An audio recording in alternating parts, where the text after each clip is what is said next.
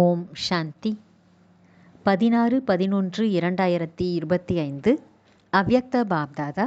Revise date 15-12-2007 Madhuban. Baba சொல்கிறார், நேரத்தின் மகத்துவத்தை அறிந்து கர்மங்களின் இரகசியத்தின் மீது கவனம் செலுத்துங்கள். பற்றற்றவர் மற்றும் எவர் ரெடி, சதா தயாரானவர் ஆகுங்கள். இன்று அனைத்து பொக்கிஷங்களின் வள்ளல், ஞானம் என்ற பொக்கிஷம், சக்திகள் என்ற பொக்கிஷம், அனைத்து குணங்கள் என்ற பொக்கிஷம், சிரேஷ்டமான சங்கல்பங்கள் என்ற பொக்கிஷம், இவற்றை கொடுக்கக்கூடிய பாப்தாதா தனது நாலாபுறங்களிலும் உள்ள பொக்கிஷங்களுக்கு குழந்தை மற்றும் எஜமானராக இருக்கும் அதிகாரியான குழந்தைகளை பார்த்து கொண்டிருக்கின்றார். அக்கண்ட பொக்கிஷங்களுக்கு எஜமானரான தந்தை அனைத்து குழந்தைகளையும் அனைத்து பொக்கிஷங்களிலும் நிரம்பியவர்களாக ஆக்கிக் கொண்டிருக்கின்றார். ஒவ்வொருவருக்கும் அனைத்து பொக்கிஷங்களையும் கொடுக்கின்றார். சிலருக்கு குறைவாகவும் சிலருக்கு அதிகமாகவும் கொடுப்பதில்லை.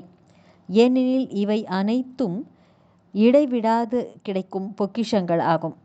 நாலாபுறங்களிலும் உள்ள குழந்தைகளும் பாப்தாதாவின் கண்களில் கலந்திருக்கிறார்கள். அனைத்து பொக்கிஷங்களிலும் நிரம்பி மகிழ்ச்சி அடைந்து கொண்டிருக்கின்றனர். இன்றைய காலகட்டத்தின்படி அனைத்தையும் விட விலைமதிப்பற்ற சிரேஷ்டமான பொக்கிஷம் என்னவென்றால் புருஷோத்தம சங்கம யுகத்தின் நேரம் ஆகும். ஏனெனில் இந்த சங்கமத்தில்தான் முழு கல்பத்தின் பலனை நாம் உருவாக்க முடியும். இந்த சிறிய யுகத்தின் பலன் மற்றும் பிராப்திகளின் பிரகாரம் ஒரு வினாடிக்கான மதிப்பு ஒரு ஆண்டிற்கு சமமாகும். அந்த அளவிற்கு இந்த நேரம் விலைமதிப்பற்றதாகும். இந்த நேரத்தைத்தான் இப்பொழுது இல்லையேல் எப்பொழுதும் இல்லை என்று பாடப்பட்டுள்ளது. ஏனெனில் இந்த நேரத்தில்தான் பரமாத்மாவின் பாகம் இருக்கிறது. ஆகையால் இந்த நேரத்தை வைரத்திற்கு சமமானது என்று சொல்லப்படுகிறது. சத்யுகம் தங்க யுகம் என்று கூறப்படுகிறது. ஆனால் இந்த நேரம், அதாவது சங்கம யுகத்தின் நேரமும் வைரத்திற்கு சமமானது. மேலும் குழந்தைகளாகிய நீங்கள் அனைவரும் வைரம் போன்ற வாழ்க்கையின் அனுபவசாலி ஆத்மாக்களாக இருக்கிறீர்கள். இந்த நேரத்தில்தான் நீண்ட காலம் காணாமல் போயிருந்த ஆத்மாக்கள் பரமாத்மாவுடன் சந்திப்பு, பரமாத்மாவின் அன்பு, பரமாத்மா தரும் ஞானம், பரமாத்மா பொக்கிஷங்களின் பிராப்திகளுக்கு அதிகாரிகளாக ஆகிறீர்கள். முழு கல்பத்திலும் தேவ ஆத்மாக்கள், மகான் ஆத்மாக்கள் இருக்கின்றனர். ஆனால் இந்த நேரத்தில் பரமாத்ம ஈஸ்வரிய குடும்பத்தை சேர்ந்தவர்களாக நீங்கள் இருக்கின்றீர்கள். ஆகையால் எந்த அளவிற்கு இந்த நிகழ்கால நேரத்தின் மதிப்பு உள்ளதோ, இந்த மதிப்பை அறிந்து தன்னை எவ்வளவு சிரேஷ்டமாக்கிக் கொள்ள விரும்புகிறீர்களோ அவ்வளவு ஆக்கிக் கொள்ளுங்கள். நீங்கள் அனைவரும் கூட இந்த மகான் யுகத்தில் பரமாத்ம பாக்கியத்தை பலனாக அடையக்கூடிய பத்மா பதம் பாக்கியவான்கள் அல்லவா?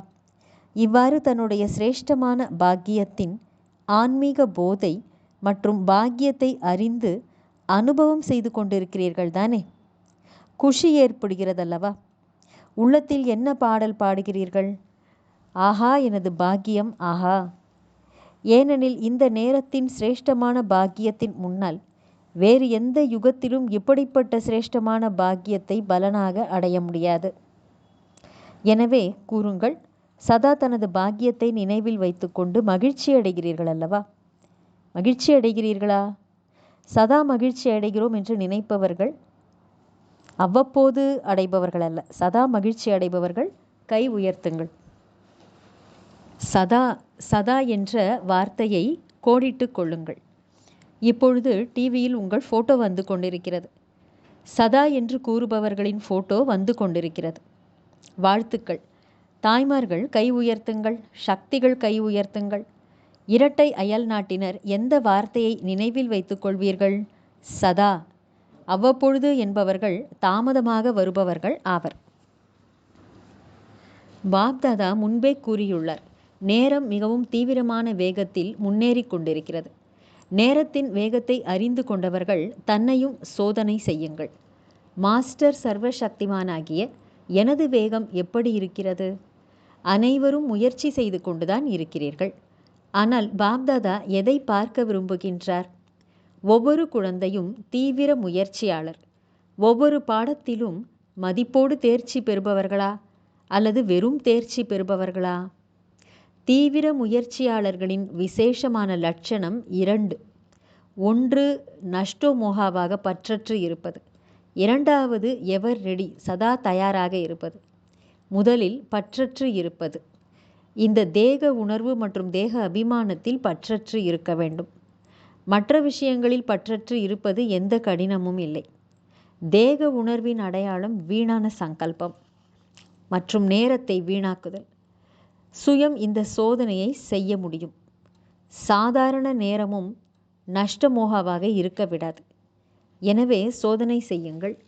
ஒவ்வொரு வினாடி, ஒவ்வொரு சங்கல்பம், ஒவ்வொரு காரியம் வெற்றியுடையதாக இருந்ததா? ஏனெனில் சங்கம யுகத்தில் தந்தையின் விசேஷமான வரதானம் உள்ளது. வெற்றி உங்கள் பிறப்புரிமை ஆகும். ஆக அதிகாரம் எளிதாக அனுபவத்தை ஏற்படுத்தும். பிறகு எவர் ரெடி. எவர் ரெடியாக இருப்பது என்றால் எண்ணம், சொல், செயல், சம்பந்தம் மற்றும் தொடர்பில் நேரத்தின் கட்டளை திடீரென்று வந்துவிட்டால் சதா தயாராக, அதாவது எவரெடியாக இருக்க வேண்டும்.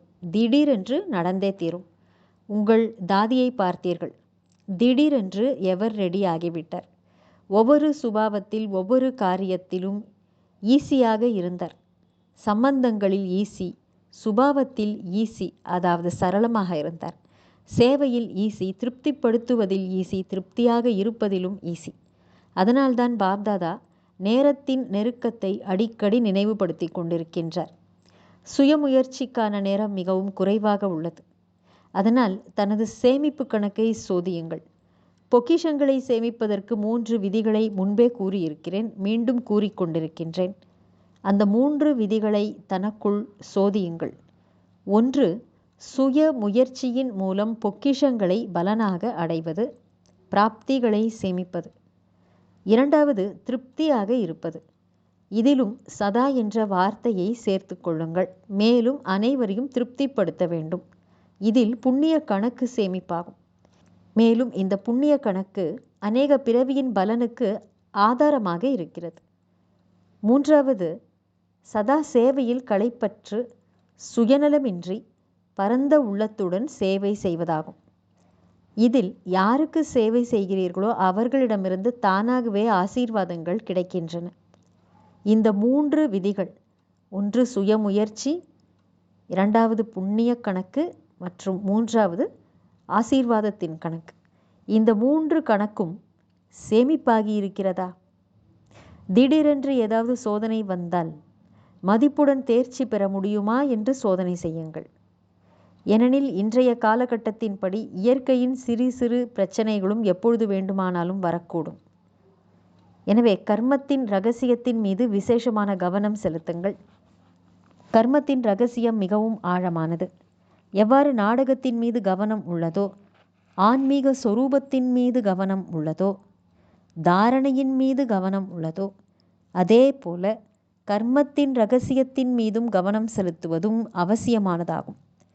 சாதாரணமான காரியம், சாதாரணமாக செலவிடும் நேரம், சாதாரணமாக செய்கின்ற சங்கல்பங்கள், இவற்றின் மூலம் பிராப்திகளில் வித்தியாசம் ஏற்பட்டு விடுகிறது. இந்த நேரத்தில் நீங்கள் அனைவரும் முயற்சியாளர்களாக இருக்கிறீர்கள்.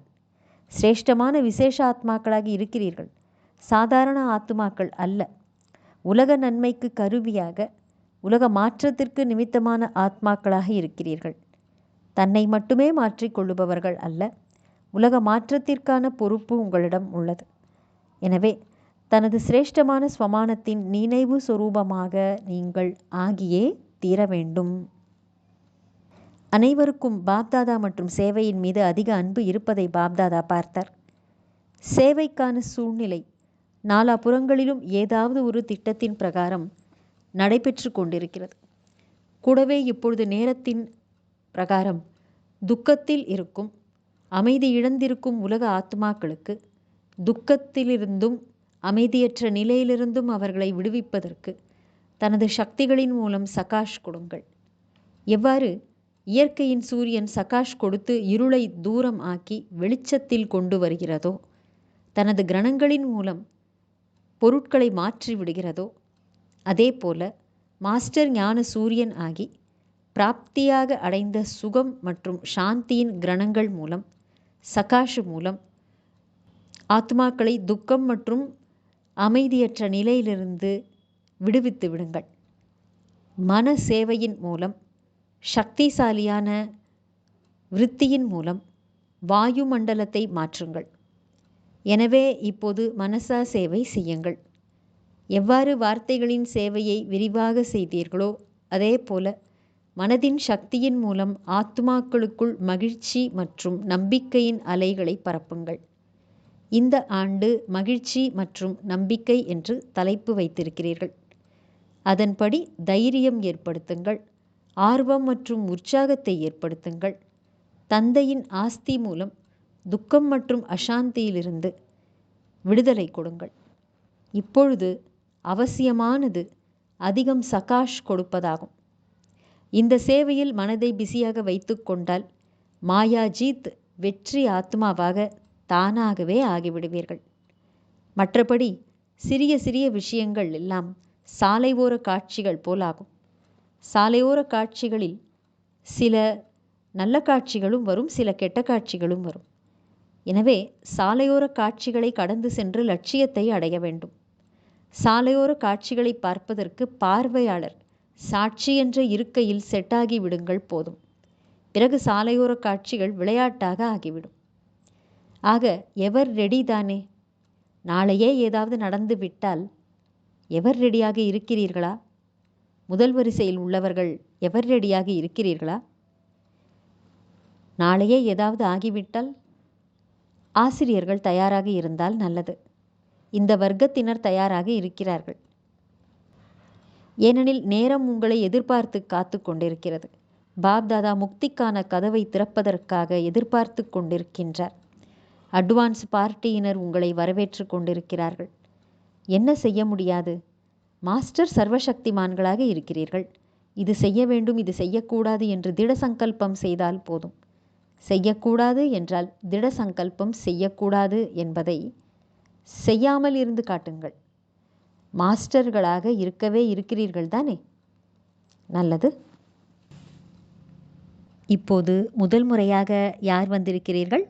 முதல் முறை வந்துள்ளவர்கள் கை உயர்த்துங்கள். அவர்களுக்கு பல கோடி மடங்கு வாழ்த்துக்கள், வாழ்த்துக்கள். பாப்தாதா குஷி அடைகின்றார்.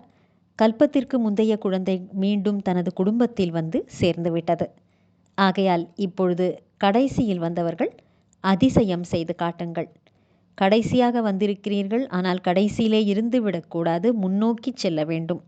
இதற்காக நீங்கள் தீவிர முயற்சி செய்ய வேண்டியிருக்கும். தைரியம் உள்ளது தானே? நல்லது. தைரியமுள்ள குழந்தைகளுக்கு பாப்தாதா மற்றும் குடும்பத்தின் உதவி கிடைக்கும். நன்றாக இருக்கிறது. ஏனெனில் குழந்தைகள்தான் வீட்டின் அலங்காரம் ஆவார்கள். எனவே யாரெல்லாம் வந்திருக்கிறீர்களோ அவர்கள் மதுவனத்தின் அலங்காரம் ஆவீர்கள். நல்லது. சேவைக்கான பொறுப்பு போபால் மண்டலத்தினுடையது. நல்லது. பலர் வந்திருக்கிறீர்கள். அனைவரும் கொடியசைத்து கொண்டிருக்கிறார்கள். நன்றாக இருக்கிறது. பொன்னான வாய்ப்பு கிடைத்துள்ளதல்லவா? சேவையின் பொருட்டு யாரெல்லாம் வந்திருக்கிறீர்களோ அவர்கள் அனைவரிடத்திலும் சேவையின் பலம் மற்றும் அதன் பலன், அத்தீந்திரிய சுகம் அதை அனுபவம் செய்தீர்களா? ஆமாம் என்றால் கொடியசையுங்கள். நல்லது. இப்பொழுது அத்தீந்திரிய சுகத்தின் அனுபவம் செய்தீர்கள். இது சதா காலமும் இருக்குமா அல்லது சிறிது காலத்துக்கு மட்டுமே இருக்குமா? யார் மனதார உறுதிமொழி செய்கிறார்களோ பிறரை பார்த்து கை உயர்த்துபவர்களாக இருக்கக்கூடாது. நான் இந்த பிராப்தியை சதா காலமும் வைத்திருப்பேன், விக்ன விநாசக் தடைகளை அழிப்பவன் ஆவேன் என்று மனதார நினைப்பவர்கள் கொடியசையுங்கள். நல்லது. இவ்வாறு வாய்ப்புகளை ஏற்படுத்தி கொடுப்பதும் மிக நன்றாக இருக்கிறது. வாய்ப்புகளையும் மிக குஷியாக எடுத்துக்கொள்ளுகிறீர்கள். மேலும் மண்டல வாரியாக அனைவருக்கும் திறந்த மனதுடன் வருவதற்கான அழைப்பு கிடைத்து விடுகிறது. நன்றாக இருக்கிறது. இப்பொழுது என்ன அதிசயம் செய்வீர்கள்? 2008 உங்களை வெளிப்படுத்தி காட்டுவோம் என்று பதில் தருகிறார்கள். நல்லது. ஒருவருக்கொருவர் உதவி செய்து இந்த உறுதிமொழியை நிறைவேற்றுங்கள். கண்டிப்பாக செய்வீர்கள். மாஸ்டர் சர்வசக்திமான்களுக்கு எந்த ஒரு உறுதிமொழியையும் கடைபிடிப்பது ஒரு பெரிய விஷயம் கிடையாது. திடத்தன்மையை கூடவே வைத்து கொண்டால் போதும். திடத்தன்மையை விட்டுவிடக்கூடாது. ஏனெனில் திடத்தன்மைதான் வெற்றிக்கான சாவியாகும். எங்கு திடத்தன்மை இருக்குமோ அங்கு வெற்றி கண்டிப்பாக இருக்கும். இவ்வாறு இருக்கிறீர்கள் தானே? செய்து காட்டுங்கள். பாப்தாதாவிற்கும் குஷி இருக்கிறது. இப்பொழுது ஒரு வினாடியில் அனைவரும் மிகவும் இனிமையிலும் இனிமையான அமைதி நிலையின் அனுபவத்தில், ஸ்வீட் சைலன்ஸ் நிலையில் மூழ்கிவிடுங்கள். பாப்தாதா ட்ரில் செய்ய வைத்தார். நல்லது. நாலாபுறங்களிலும் உள்ள அனைத்து தீவிர முயற்சியாளர்களான குழந்தைகளுக்கு சதா திட சங்கல்பத்தின் மூலம் வெற்றியை பிராப்தியாக அடையக்கூடிய சதா வெற்றி திலகம் அணிந்தவர்கள், பாப்தாதாவின் இதய சிம்மாசனதாரிகளுக்கு, இரட்டை கிரீடதாரிகளுக்கு, விஸ்வ கல்யாணகாரி, சதா லட்சியம் மற்றும் லட்சணத்தை சமமாக்கக்கூடிய, பரமாத்ம அன்பில் வளரக்கூடிய அப்படிப்பட்ட சர்வசிரேஷ்டமான குழந்தைகளுக்கு பாப்தாதாவின் அன்பான நினைவுகள், உள்ளபூர்வமான ஆசீர்வாதங்கள் மற்றும் நமஸ்தே. வரதானம். சத்தியம் அல்லது ரியாலிட்டியின் மூலம் ஒவ்வொரு காரியம் அல்லது வார்த்தையில் ராயல்ட்டியை காண்பிக்கக்கூடிய முதல் பிரிவுக்கு அதிகாரி ஆகுக. விளக்கம். சத்தியம் என்றால் சதா தனது உண்மையான சொரூபத்தின் நினைவில் இருப்பது.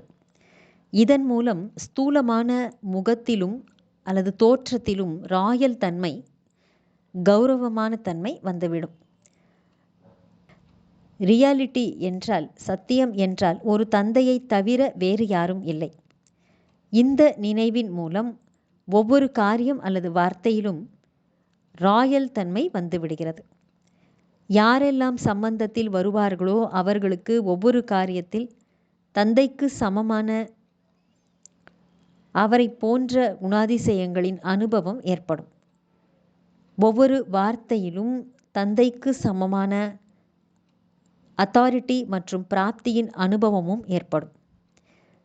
அவர்களுடைய சகவாசம் சத்தியமானதாக இருக்கின்ற காரணத்தினால் அது தங்கத்தைப் போல் வேலை செய்யும்.